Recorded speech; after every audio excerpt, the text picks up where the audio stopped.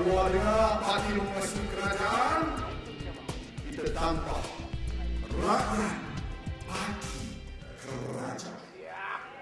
InsyaAllah, inilah peramuan yang terbaik bagi kita untuk kita melangsungkan kuasa kita. Ini 5 negeri dah kalah ni.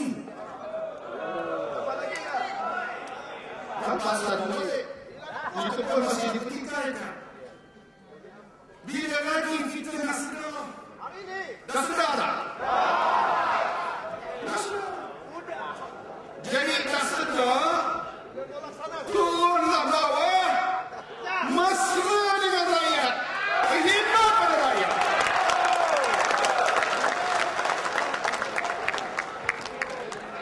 Bukan saya yang penting.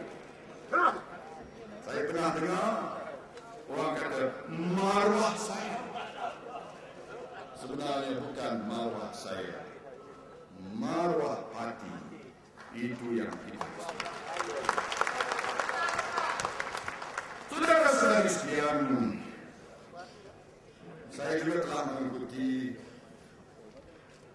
perbincangan dalam sidangan ini dan banyak juga perkara-perkara yang telah dilontarkan. Wakil daripada Tawau minta supaya agenda Islam jangan ditinggalkan. Bukan ditinggalkan, sebaliknya kita akan membawa agenda mendaulatkan agama Islam ini akan sentiasa ditingkatkan di semua sudut rohani, ekonomi, sosial maupun budaya hidup. Islam itu tinggi dan tidak ada yang lebih tinggi daripadanya. Jadi usaha UMNO untuk mengembangkan syiar Islam tidak akan pernah kunjung padam.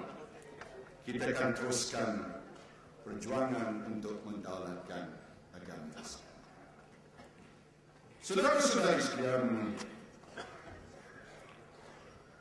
wakil dari Bukit Mentajam mengingatkan pada kita supaya usaha mempertabatkan bangsa Melayu mesti diunggulkan.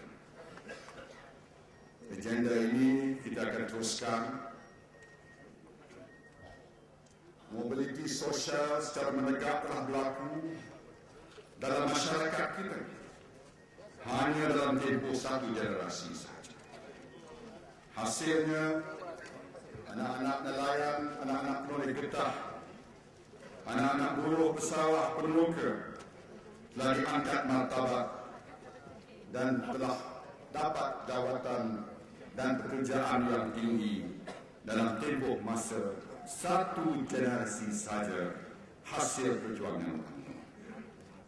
InsyaAllah kali ini kita akan teruskan dengan usaha yang lebih gigih lagi, termasuk memberi pertimbangan dan mengambil berat kepada pendidikan awal kanak-kanak, kerana inilah asas orang Melayu boleh bersaing di masa hadapan. Tuan-tuan dan puan sekalian, kita juga jangan lupa bahawa kita adalah ketua kepada rakan-rakan dalam Barisan Nasional. Apa yang telah diusahakan oleh pemimpin-pemimpin selama ini atas permufakatan kaum ini, kita akan teruskan. Kita harap juga pemimpin-pemimpin parti komponen Barisan Nasional akan faham juga dalam kita menjaga perasaan mereka, mereka juga mesti menjaga perasaan orang lain. Saudara-saudari sekalian, fitnah adalah racun berbisa menghancur bangsa. Yang Amat Berhormat Pak Lah telah sebut beberapa kali tentang soal fitnah. Di akhir-akhir ini fitnah disebut dan dilempar merata-rata dengan niat penuh nista. Sesungguhnya fitnah itu lebih besar dosanya daripada membunuh.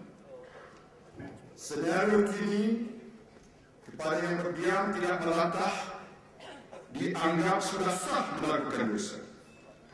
Kepada fitnah yang bermaharaja lela pula dianggap benar sebagai pejuang Musa.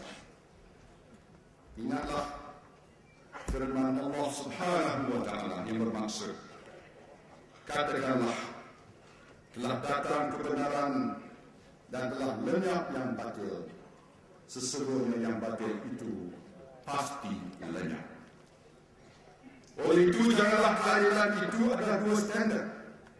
Satu untuk kerajaan dan satu untuk pembangkang.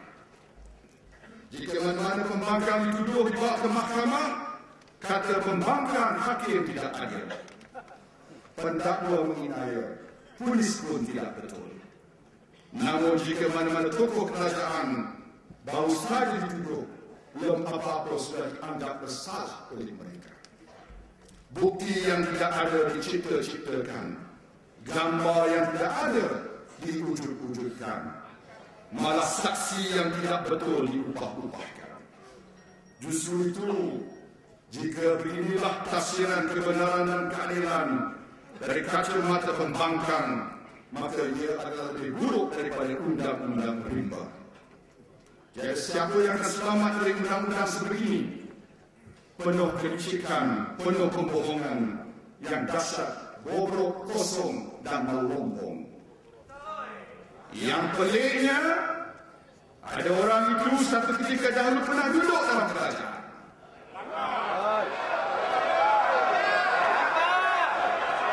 Tapi kini bila sudah menjadi pembangkang, tiba-tiba dianggap bersih seperti malaikat, putih bersih seperti bayi yang baru lahir. Hakikatnya saya dan kita semua tahu siapa dia sebenarnya.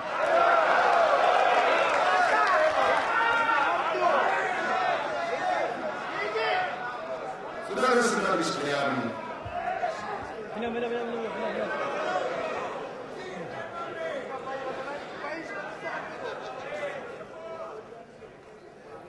persidangan kita pada kali ini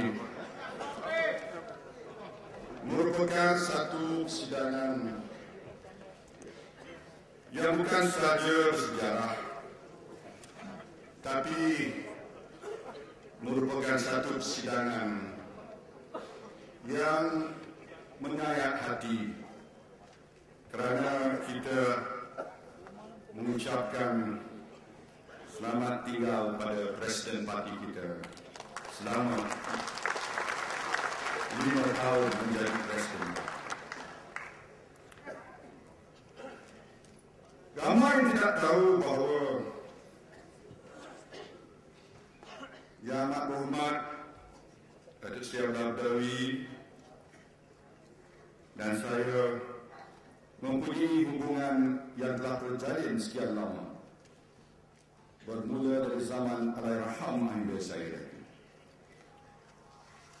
Saya berasa amat terharu sebenarnya, kerana Yang Amat Berhormat Pak Lah telah memberi laluan yang mudah pada saya untuk mengambil alih kepimpinan parti dan kerajaan.